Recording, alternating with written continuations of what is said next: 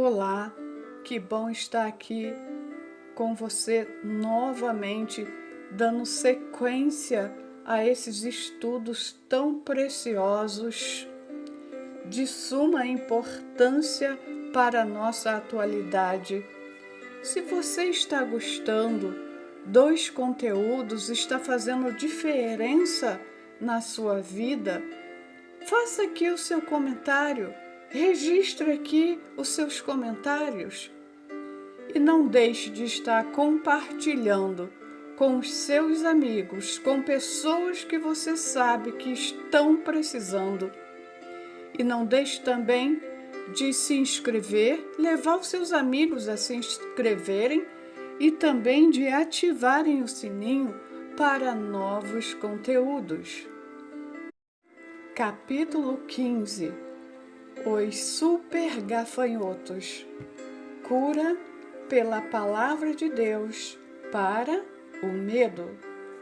Ao cabo de 40 dias, voltaram de espiar a terra, caminharam e vieram a Moisés e a Arão e a toda a congregação dos filhos de Israel no deserto de Parã, a Cádiz. Deram-lhes conta a eles e a toda a congregação, e mostraram-lhes o fruto da terra. Relataram a Moisés e disseram: Fomos à terra a que nos enviaste, e verdadeiramente mana leite e mel. Este é o fruto dela. O povo, porém, que habita nessa terra é poderoso, e as cidades muito grandes e fortificadas. Também vimos ali os filhos de Enaque, os amalequitas, habitam na terra de Neguebe, os heteus, os jebuseus e os amorreus habitam na montanha. Os cananeus habitam ao pé do mar e pela ribeira do Jordão. Então Calebe fez calar o povo perante Moisés e disse: Eia, subamos e possuamos a terra, porque certamente prevaleceremos contra ela. Porém, os homens que com ele tinham subido disseram: Não poderemos subir contra aquele povo, porque é mais forte do que nós. E diante dos filhos de Israel, infamaram a terra que haviam espiado, dizendo: A terra pelo meio da qual passamos a espiar é terra que devora os seus moradores, e todo o povo que vimos nela são homens de grande estatura. Também vimos ali gigantes. Os filhos Enaque são descendentes de gigantes, e éramos aos nossos próprios olhos como gafanhotos, e assim também o éramos aos seus olhos. Números 13, 25 a 33. Os gafanhotos são insetos pequenos, porém incapazes de realizar grandes coisas.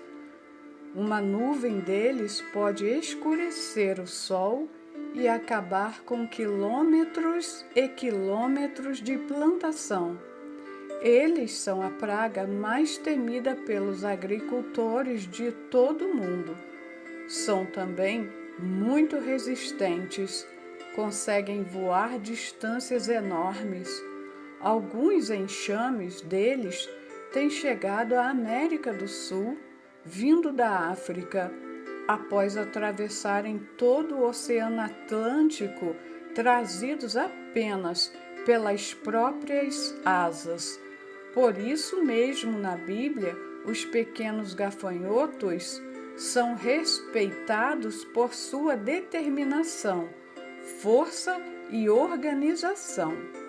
Os gafanhotos não têm rei, contudo marcham todos em bandos.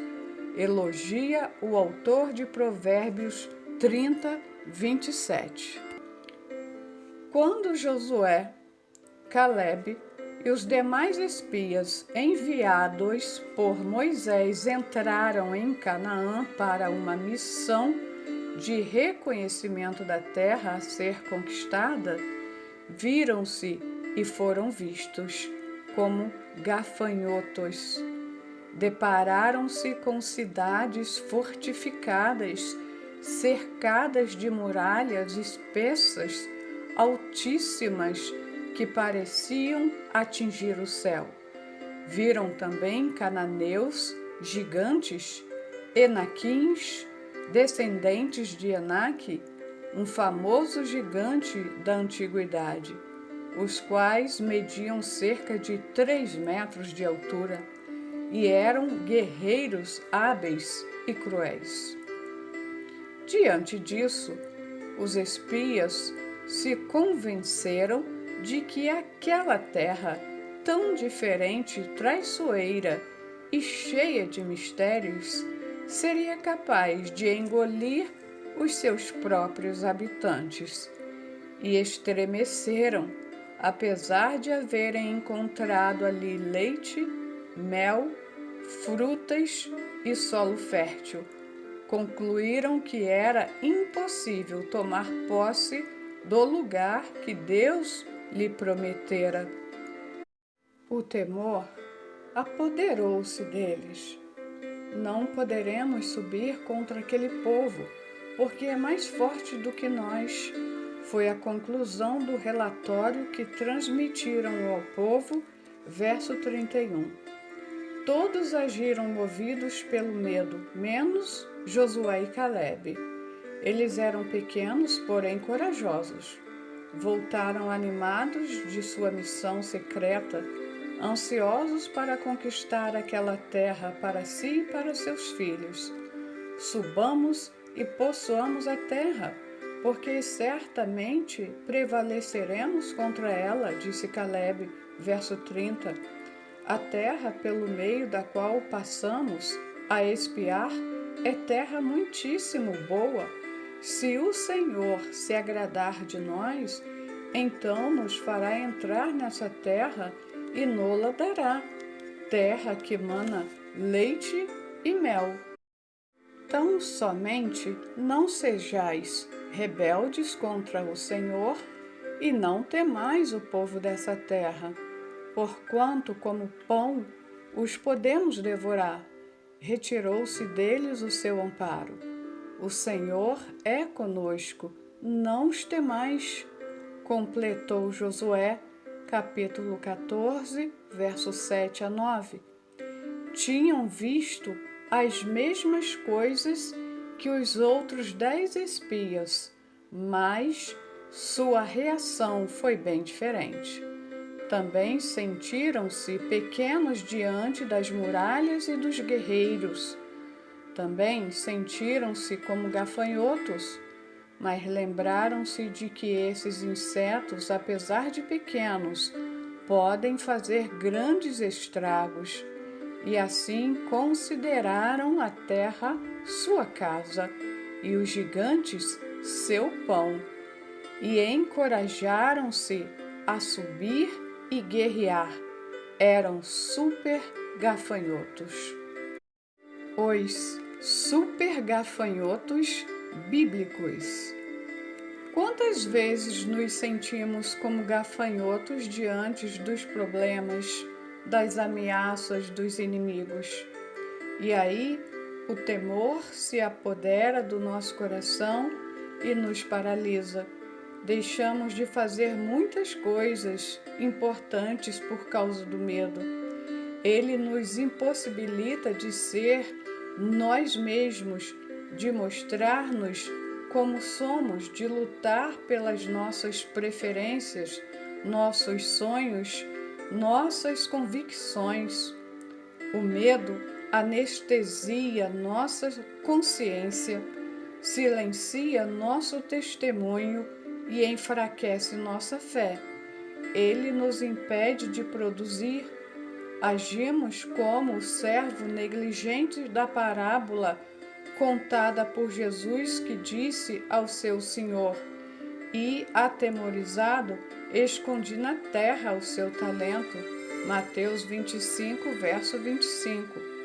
A expectativa do que algo ruim possa acontecer nos imobiliza, emperra o nosso desenvolvimento, tolhe a nossa liberdade, inibe o nosso potencial, tira o nosso sono, rouba a nossa paz. Por causa do medo, muitos dos nossos sonhos permanecem sendo apenas sonhos. Estamos sempre ansiando por segurança e deixamos de realizar nossos projetos por receio de que possam dar errado. Um dia, talvez, reconheçamos que deixamos a vida passar em branco e até choraremos por isso, mas será tarde demais. A oportunidade terá passado e nós a teremos perdido por causa do medo.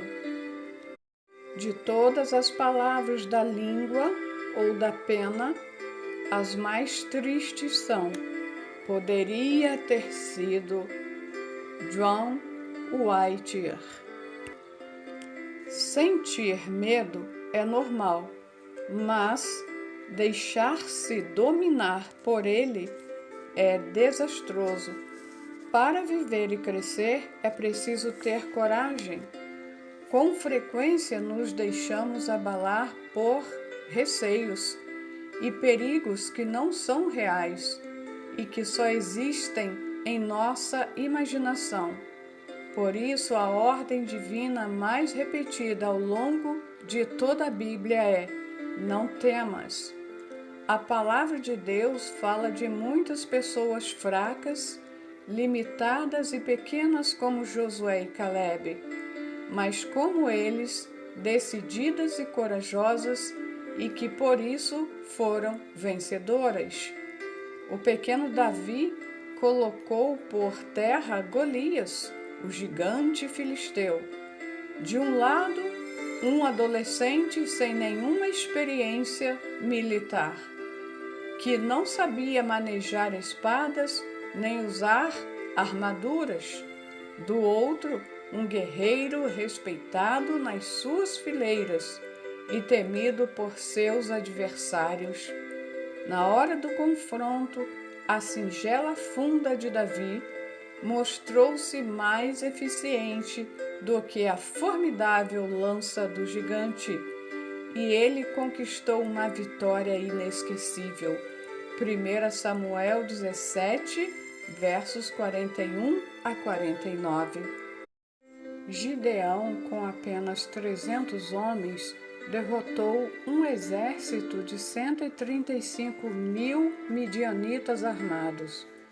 Apavorados com o barulho dos vasos quebrados e a luz das tochas acesas por Gideão, os midianitas fugiram em disparada. O pequeno exército israelita os perseguiu e não voltou, enquanto não caiu por terra o último soldado invasor. E nunca mais os filhos de Midian perturbaram a paz de Israel. Juízes 7, versos 20 a 25. Elias derrotou sozinho 400 profetas de Baal no alto do Monte Carmelo, num duelo memorável, onde o Deus verdadeiro teria de se manifestar, enviando fogo do céu. O Deus de Elias respondeu, queimando o sacrifício, a lenha do altar, o pó e até secando a água que havia sido derramada no local.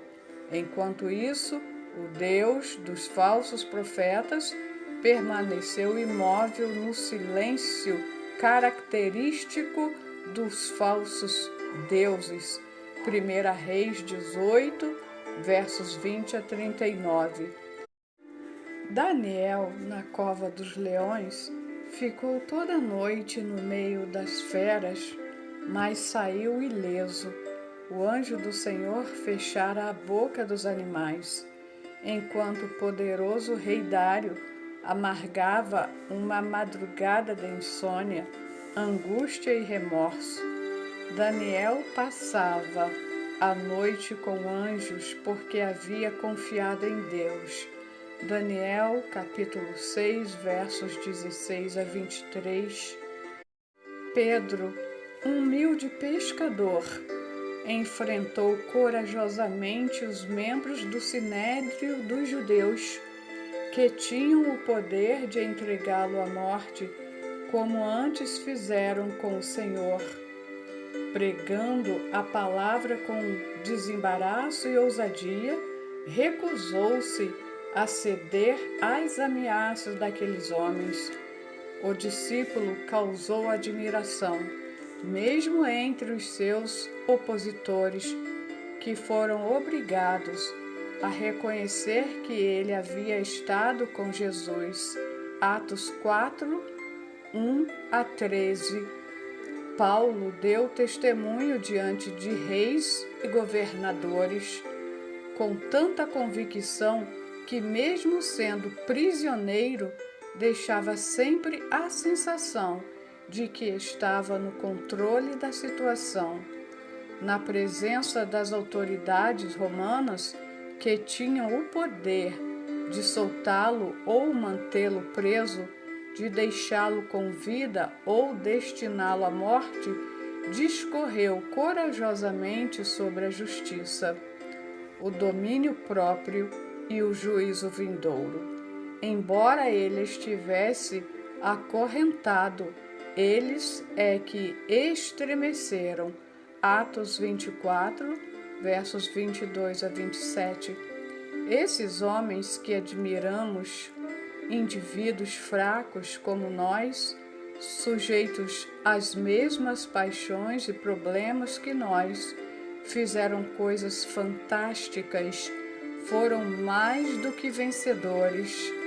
Eles realizaram grandes feitos e deixaram seu nome registrado nas páginas da história. Foram verdadeiros supergafanhotos, mas será que nunca sentiam medo? Sujeitos ao sentimento de medo. Todos os seres humanos estão sujeitos ao sentimento de medo. Esse em si não é mau. Ele tem um grande valor como elemento regulador e preventivo. Pode fazer-nos pensar duas vezes antes de criarmos situações embaraçosas ou livrar-nos de riscos desnecessários. Mas quando somos controlados, impulsionados ou paralisados por ele, a coisa muda de figura. Agimos com a motivação errada e os resultados são desastrosos. Tornamo-nos acuados, inseguros, agressivos. Antes que alguém nos fira, tomamos a iniciativa e o ferimos primeiro. Quantas guerras e desentendimentos já não foram gerados pelo medo? Um dos planetas do nosso sistema solar, Marte, na mitologia grega, o deus da guerra, é circundado por duas luas que foram batizadas como Demos, loucura, e Phobos, medo. Parece que os antigos astrônomos já percebiam que o medo, a guerra e a loucura se relacionaram intimamente e estavam absolutamente certos. O Senhor é tolerante para com o nosso sentimento de medo, mas nos alerta a que não vivamos inspirados por ele. Deus considera nosso temor exagerado, uma falta de confiança na sua capacidade de proteger-nos e sustentar-nos, e fica ofendido com isso. Eu sou aquele que vos consola. Quem, pois, és tu para que temas o homem que é mortal, ou o filho do homem que não passa de erva. Quem és tu que te esqueces do Senhor que te criou, que estendeu os céus e fundou a terra, e temes continuamente todo dia o furor do tirano que se prepara para destruir? Onde está o furor do tirano? Isaías 51, versos 12 e 13. Deus não quer ver-nos sofrendo ou desperdiçando nossa vida por causa desse sentimento.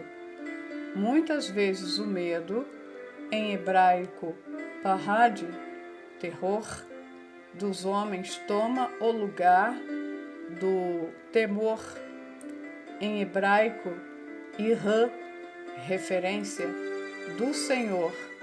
Isso desagrada a Deus, pois por medo tentamos satisfazer os homens e assim pecamos. Não podemos deixar que o temor nos domine e nos leve a ações covardes e descontroladas, das quais venhamos a arrepender-nos depois. Um temor excessivo ou infundado pode ser um sinal de que algo vai mal em nossa vida, seja no seu aspecto psicológico, seja no espiritual. Com frequência, o medo está associado ao sentimento de culpa.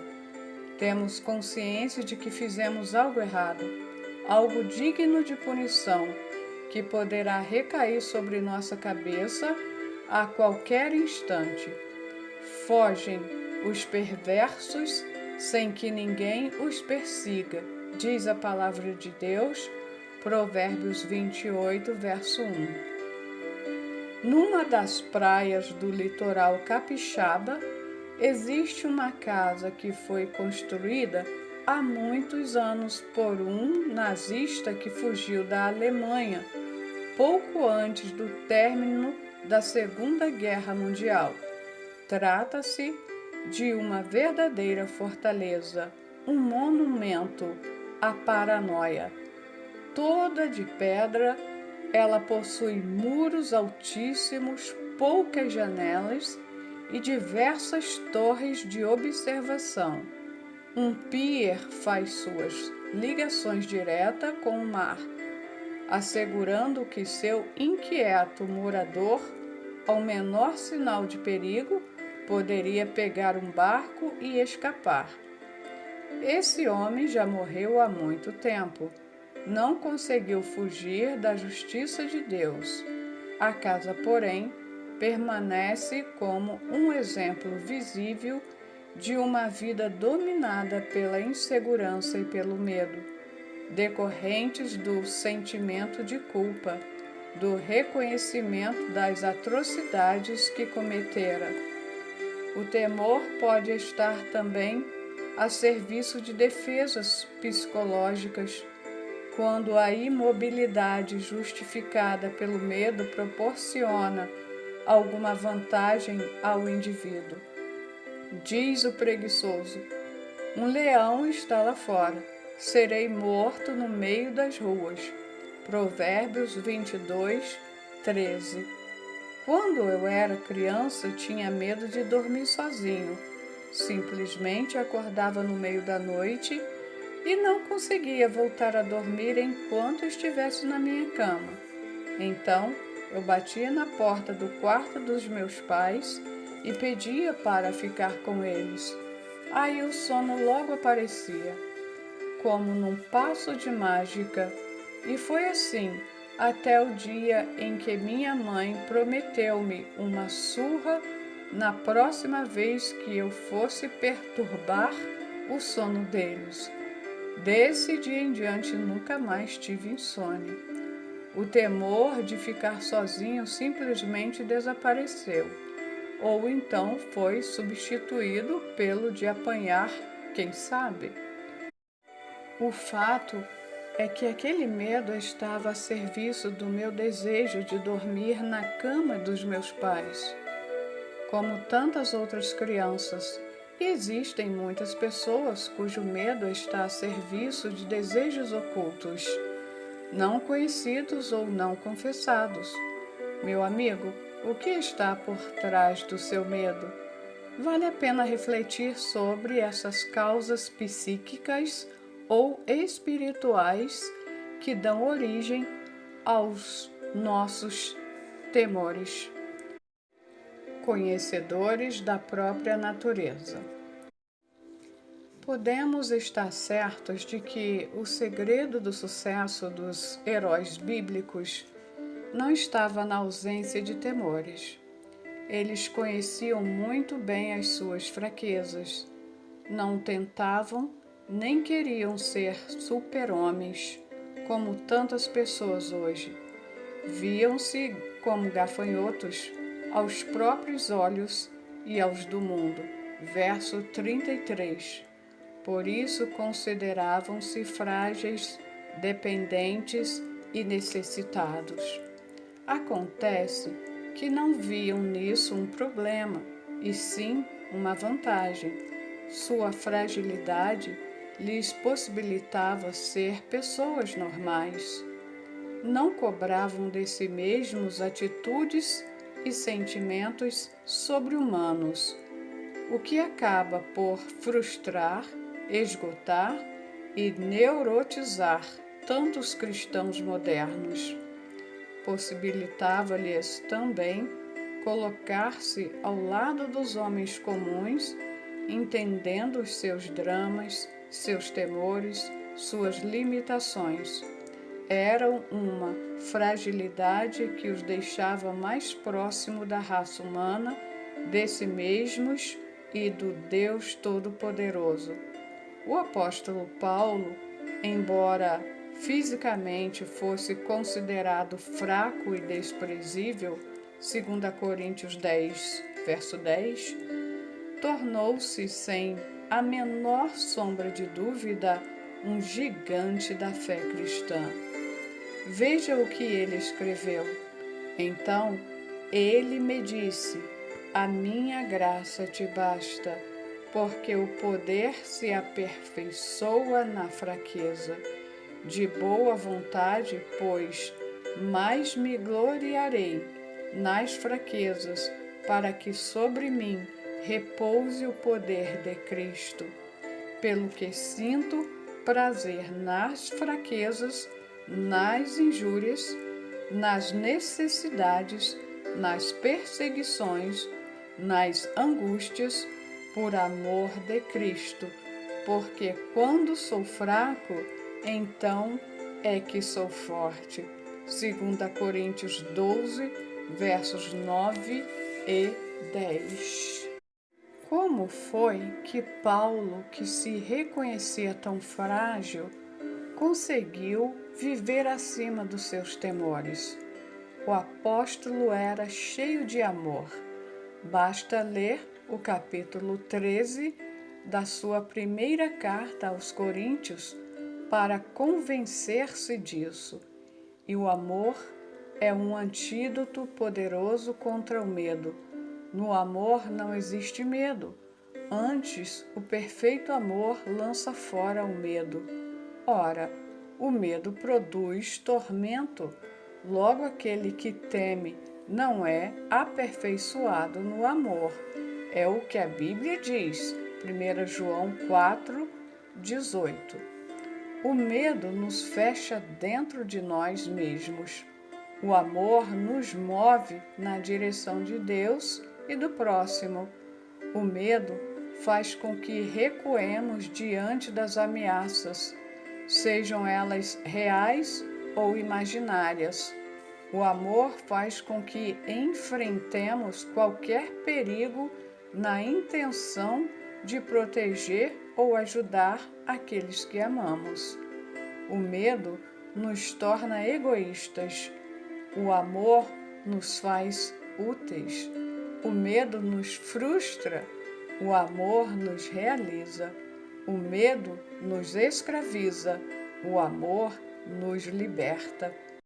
Em julho de 1996, uma família de brasileiros passeava de bicicleta numa reserva ecológica do sul dos Estados Unidos.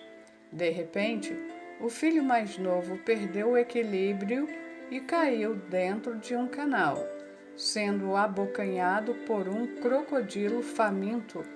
Imediatamente sua mãe atirou-se à água e começou a lutar com a fera para impedir que devorasse o menino. Poucos segundos depois, o pai também já estava ali, abrindo as enormes mandíbulas do réptil e resgatando sem maiores ferimentos o filho amado.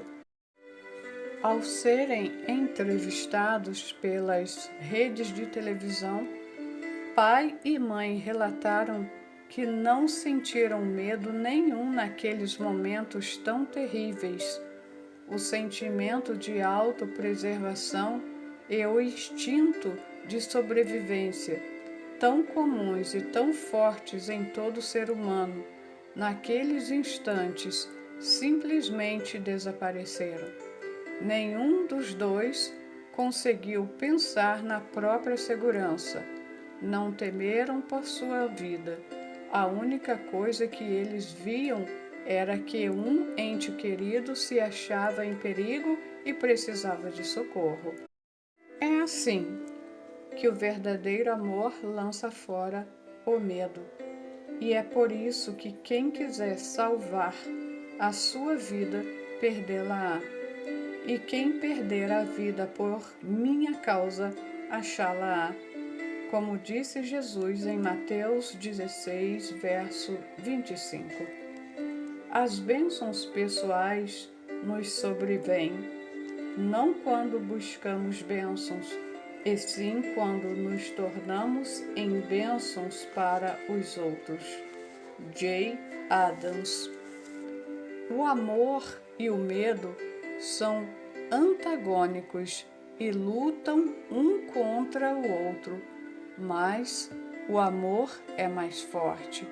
O amor lança fora o medo. Portanto, o remédio para quem quer amar e tem medo não é amar menos, e sim amar mais. Confiantes na força de Deus. Admitir a própria fragilidade é importante, mas não é o único segredo dos supergafanhotos. Não é isso que mostra quais são os derrotados e quais os vencedores deste mundo. Todos os espias enviados por Moisés a Canaã reconheceram a sua fraqueza, e o coração deles se derreteu. Contudo, só 2 deles reconheceram a força do Senhor. Josué e Calebe não olharam para si nem para os gigantes, mas para Deus. É para essa direção que devemos nos virar. Se olharmos para nós mesmos, ficaremos desanimados com as nossas limitações. Se fixarmos os olhos nos inimigos, ficaremos amedrontados com a sua força. Em todos os casos, a vitória é sempre daqueles que contemplam o Senhor.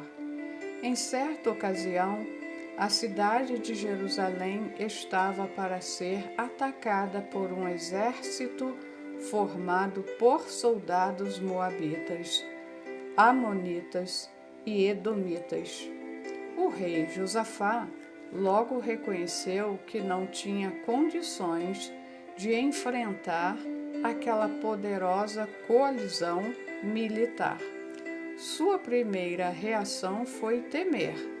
A segunda foi clamar a Deus. Então, Josafá teve medo e se pôs a buscar ao Senhor. 2 Crônicas 20, verso 3. A situação era desesperadora, mas a vitória começou a sorrir para o rei de Judá no exato momento em que ele voltou a sua atenção para Deus. Ele orou assim: Ah, nosso Deus, acaso não executarás tu o teu julgamento contra eles? Porque em nós não há força para resistirmos a essa grande multidão que vem contra nós. E não sabemos nós o que fazer, porém, os nossos olhos estão postos em ti. Segundo Crônicas 20, versos 12. Josafá pôs os olhos em Deus, e o Senhor destruiu os exércitos invasores sem que o seu povo precisasse recorrer às armas. Segundo Crônicas 20, versos 22 a 25. E você, em que direção está olhando? Seus olhos estão postos em Deus? Devemos agir como ensinam as Escrituras, olhando firmemente para o Autor e Consumador da fé, Jesus, o qual, em troca da alegria que lhe estava proposta, suportou a cruz, não fazendo caso da ignomínia, e está assentado à destra do trono de Deus. Hebreus 12, versos 2. O Senhor tem obras poderosas a serem realizadas, trabalhos importantes a serem feitos, e está à procura de gente da estirpe de Josué e Calebe para executá-los. Porque quanto ao Senhor, seus olhos passam por toda a terra, para mostrar-se forte para com aqueles cujo coração é totalmente dele. Segundo Crônicas 16, 9. Os olhos do Senhor passam por toda a terra neste momento. Ele está à procura de alguém, não procura gigantes. Esses são grandes, fáceis de achar, e por isso não precisam ser procurados. Ele procura gafanhotos, indivíduos conscientes de suas próprias fraquezas, mas dispostos a confiarem no poder divino. Quando o medo bater forte em nosso coração, nossa única resposta deverá ser a confiança em Deus. Davi, pastor valente, guerreiro, ousado e rei corajoso, sabia que não estava imune a esse sentimento, mas ele não temia o medo. A sua estratégia de vitória já estava planejada. No dia em que eu temer, hei de confiar em ti, declarou ele. Salmos 56, verso 3. E nós também podemos afirmar o mesmo. O medo que se apostou de 10 dos espias enviados por Moisés à terra de Canaã logo contaminou a nação. Isso fez com que toda aquela geração de israelitas parecesse no deserto, sem tomar posse das bênçãos que o Senhor lhes prometera. Ainda hoje, o medo se torna um empecilho na vida de muita gente. Tal ocorre quando, em vez de o temor desempenhar um simples papel preventivo, ele se transforma num ditador que paralisa, aterroriza, inibe e desvia suas ações mais construtivas, mesmo reconhecendo a realidade do nosso medo. Não devemos deixar-nos controlar por ele. Olhando para Jesus, podemos prosseguir apesar de tudo. Se atentarmos para as nossas limitações ou para o tamanho dos obstáculos, o desânimo se apoderará de nosso coração e seremos derrotados. No livro O Peregrino, de João Bunyan, há um episódio em que Cristão, o personagem principal, defronta-se com 2 leões ferozes que se encontram no caminho que conduz ao céu. Ele quer continuar por essa estrada, quer alcançar a vitória final, mas teme que, se seguir adiante, os animais o despedacem. Fica dominado pelo medo, paralisado e indeciso, enquanto as duas feras, uma de cada lado do caminho à sua frente, rugem ameaçadoras. Por fim, enchendo-se de coragem, caminha decidido rumo ao perigo. Aproxima-se cada vez mais dos leões que rosnam e rugem de forma intimidadora. O coração de cristão bate acelerado. Então, quando já se encontra bem junto deles, observa um fato que à distância não pudera ver. Os animais estavam amarrados, achavam-se presos por cordas e duas estacas, e o comprimento das cordas era o suficiente para que Cristão passasse exatamente entre as duas feras sem ser tocado por elas. Da mesma maneira, se encararmos os perigos e os temores, se entrarmos mais fundo no nosso medo, veremos que ele se desvanece como uma cortina de fumaça e não nos tocará. Estaremos seguros, podemos dar esse passo de coragem com confiança no Senhor. Se confiarmos em Deus como nosso Salvador, protetor e provedor, só a Ele temeremos. Irã reverenciaremos, mas se nos rendermos às ameaças, estaremos dando aos inimigos uma posição que só a Deus é devida. Estaremos desentronizando-o de nosso coração. Assim, afirmemos confiantemente: o Senhor é meu auxílio, não temerei. Que me poderá fazer o homem? Hebreus 13, versos 6. Amém. Um fogo extingue outro, e nada mata tão eficazmente o temor do homem como a abundância do temor a Deus.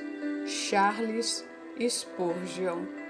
De toda aquela geração saída do Egito, só Josué e Calebe entraram em Canaã.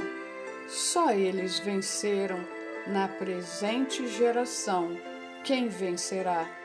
Direcione os olhos para o Senhor e entre em ação, confiado na autoridade e no poder dele. Deixe Jesus conduzi-lo e a vitória será sua.